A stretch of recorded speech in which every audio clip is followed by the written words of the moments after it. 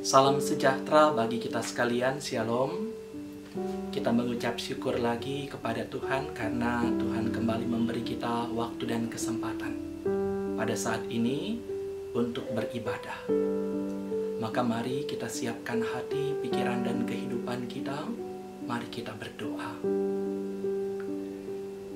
Allah Bapa, di dalam Tuhan Yesus Kristus, kami mengucap syukur kepadamu.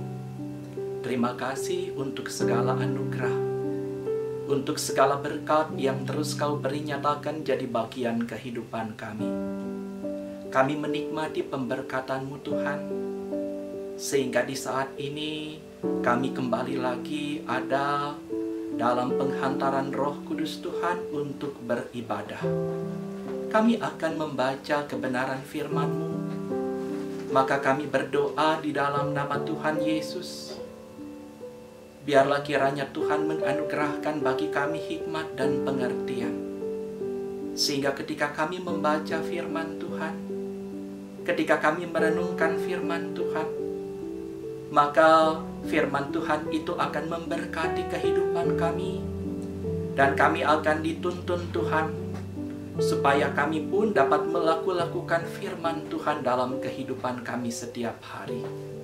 Maka berfirmanlah Engkau Tuhan, kami sedia mendengarkan firman-Mu. Ampuni salah dan dosa kami. Dalam nama Tuhan Yesus kami berdoa. Amin. Saudara-saudara yang saya kasihi dalam Tuhan Yesus Kristus, kita akan membaca Alkitab.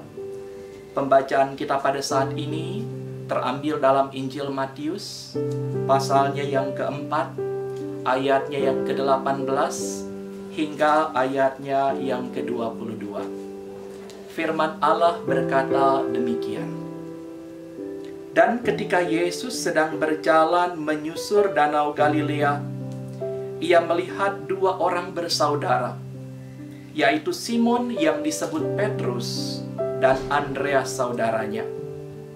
Mereka sedang menebarkan jala di danau, sebab mereka penjala ikan.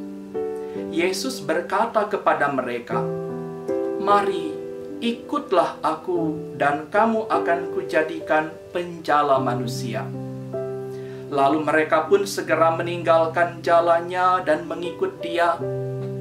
Dan setelah Yesus pergi dari sana, dilihatnya pula dua orang bersaudara, yaitu Yakobus anak Zebedeus dan Yohanes saudaranya, bersama ayah mereka Zebedeus sedang membereskan jala di dalam perahu. Yesus memanggil mereka, dan mereka segera meninggalkan perahu serta ayahnya, lalu mengikut Dia. Saudara-saudara yang dikasihi Tuhan Yesus Kristus, banyak hal-hal luar biasa yang dibuat Tuhan Yesus di Galilea. Mujizat-mujizatnya, bahkan juga khusus di Danau Galilea yang biasa juga disebut Danau Tiberias ataupun Danau Genesaret. Yesus pun menyatakan kuasanya dengan berjalan di atas air, dengan meredakan angin ribut.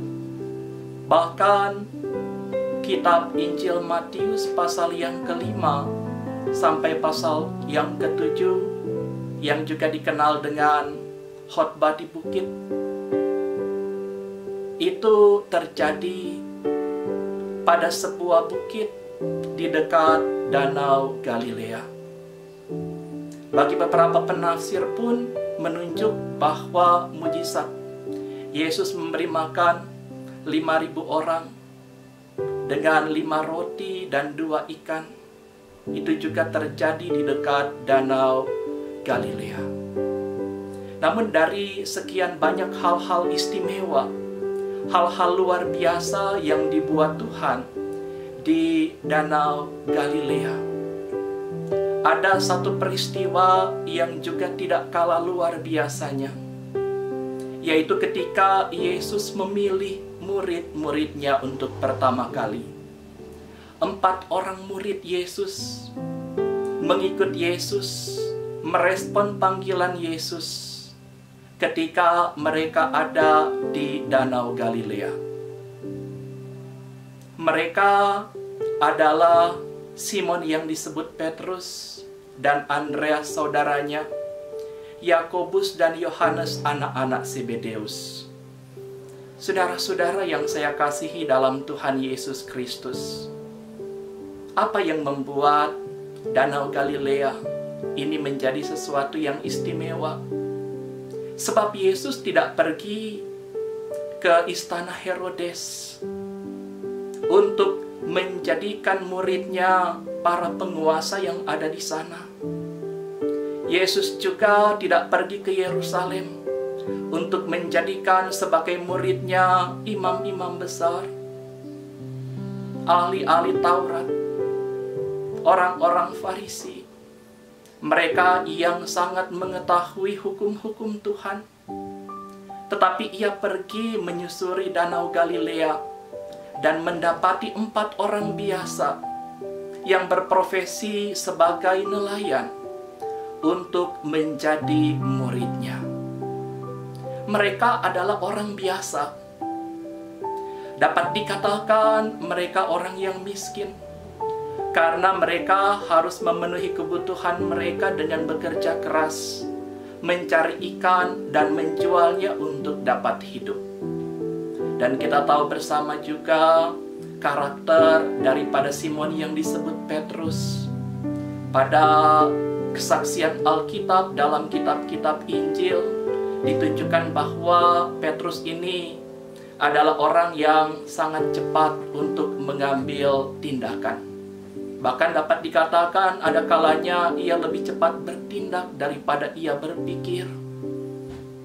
Para penafsir Alkitab menunjuk daerah di sekitaran Danau Galilea adalah daerah yang banyak dihuni, banyak penduduk. Tetapi sebagian besar mayoritas adalah orang-orang biasa. Bahkan banyak di antara mereka tidak memiliki pendidikan yang tinggi. Maka dari situ kita bisa melihat bahwa ternyata Tuhan memilih apa yang seringkali dipandang hina, apa yang seringkali dipandang sebagai hal yang biasa bagi dunia, untuk menjadi istimewa dalam pandangan Tuhan. Dalam kelanjutan kitab-kitab Injil, kita menyaksikan bahwa mereka yang sebelumnya mengikut Yesus, mereka yang sebelumnya menyaksikan mujizat yang Yesus buat, akhirnya mereka mendemonstrasikan mujizat-mujizat itu. Mereka yang sebelumnya belajar dari Yesus, akhirnya mengajar orang banyak, sehingga banyak orang percaya, banyak orang menjadi pengikut Tuhan. Bahkan demikian pun kita yang ada dimanapun kita berada saat ini. Kita dapat menjadi percaya karena para rasul mengikut teladan Tuhan. Karena Tuhan memilih mereka orang-orang biasa yang mau merespon panggilan Tuhan, yang mau mengikut Tuhan, sehingga akhirnya mereka orang-orang biasa ini dipakai dengan hebat dan luar biasa oleh Tuhan Allah. Tetapi saudara-saudara yang saya kasihi dalam Tuhan Yesus Kristus, ada konsekuensi yang harus diambil untuk mengikut Tuhan. Mengikut Tuhan tidak semudah mengatakan dengan ungkapan, dengan kata-kata, saya mau mengikut Tuhan. Mengikut Tuhan tidak semudah mengatakan saya mau menjadi murid Yesus.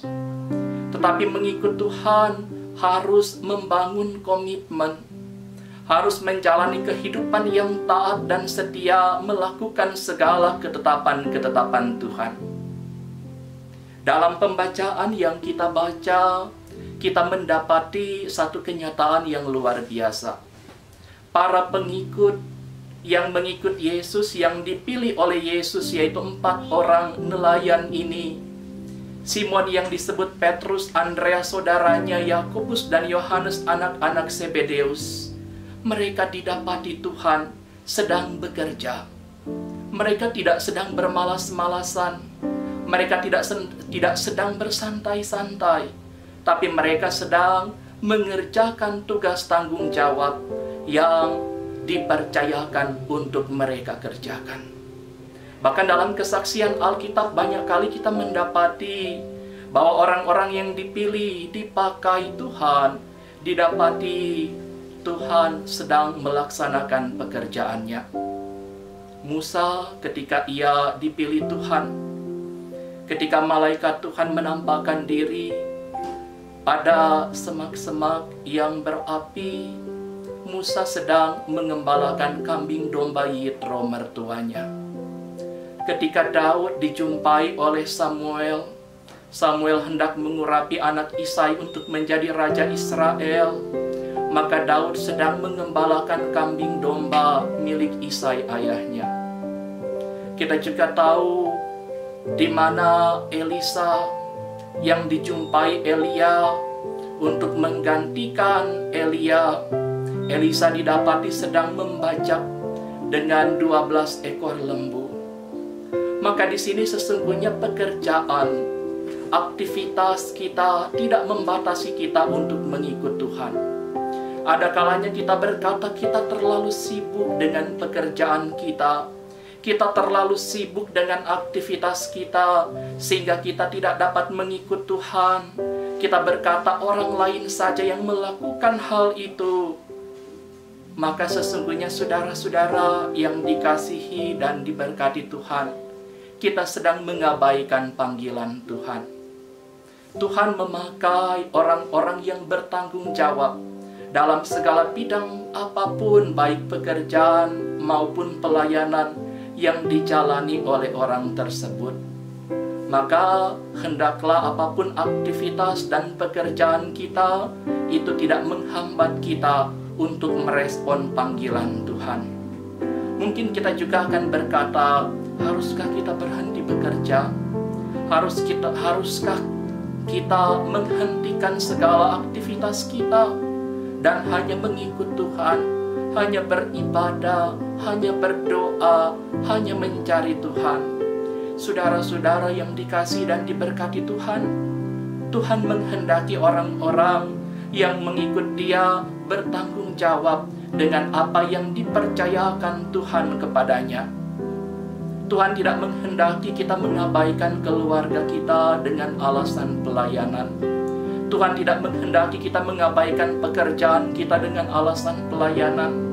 Tuhan tidak menghendaki kita mengabaikan apapun itu yang Tuhan percayakan untuk kita kerjakan dengan alasan pelayanan. Sebab dengan mengerjakan apa yang Tuhan percayakan kepada masing-masing kita, baik pekerjaan, baik relasi di tengah keluarga atau apapun itu, sesungguhnya kita sedang melayani Tuhan. Kita sedang memuliakan Tuhan dengan apa yang kita lakukan, dengan apa yang kita buat, dengan apa yang Tuhan percayakan untuk kita kerjakan. Maka lewat perenungan ini, mari kita menjadi orang-orang yang mau merespon panggilan Tuhan. Kita percaya siapapun yang dipilih Tuhan pasti akan diperlengkapi Tuhan. Siapapun yang Tuhan pakai pasti akan dimampukan Tuhan. Sebab kita mengerjakan tugas pelayanan bukan dengan kekuatan kita, bukan dengan kehebatan kita, tetapi kita percaya kita melayani Tuhan dengan kekuatan dari Tuhan, dengan hikmat yang daripadanya, dengan kesanggupan yang kita senantiasa terima dari Dia. Maka jangan jemu-jemu melayani Tuhan. Mari kita melayani Tuhan dengan lebih sungguh lagi. Mari kita menjadi pribadi-pribadi yang bertanggung jawab dalam apapun bidang aktivitas pekerjaan, pelayanan, dan apapun itu yang Tuhan percayakan bagi kita, sehingga dalam kehidupan kita nama Tuhan dipermuliakan. Tuhan memberkati kita sekalian. Amin. Saudara-saudara yang saya kasihi dalam Tuhan Yesus Kristus, mari kita berdoa. Allah Bapa, di dalam Tuhan Yesus Kristus kami mengucap syukur kepadamu, karena dalam tuntunan-Mu kami boleh beribadah, kami boleh membaca kebenaran firman Tuhan. Kami boleh merenungkan firman-Mu. Dan kami percaya firman-Mu itu bukan hanya menjadi kekayaan pengetahuan semata bagi kami. Kami percaya lewat pekerjaan Roh Kudus, firman Tuhan itu akan mampu kami lakukan dalam kehidupan kami setiap hari. Biarlah kiranya kami menjadi pribadi-pribadi yang merespon panggilan Tuhan dengan taat dan setia, mengerjakan apapun yang Tuhan percayakan bagi kami dengan bertanggung jawab. Karena kami yakin ya Tuhan Allah, kami dapat mengerjakannya bukan karena kuat dan hebat kami, tapi karena tuntunan, karena kuasa-Mu lewat Roh-Mu yang kudus. Maka terpujilah Engkau ya Tuhan Allah. Sekiranya kami menjumpai tantangan dalam kehidupan kami menjumpai gumul, kami menjumpai beban hidup, kami hanya mau datang pada Tuhan. Engkau maha melihat kehidupan kami ya Tuhan Allah. Sekiranya Kau jumpai kami di tengah gumul, tantangan dan beban hidup, nyatakanlah pertolongan-Mu.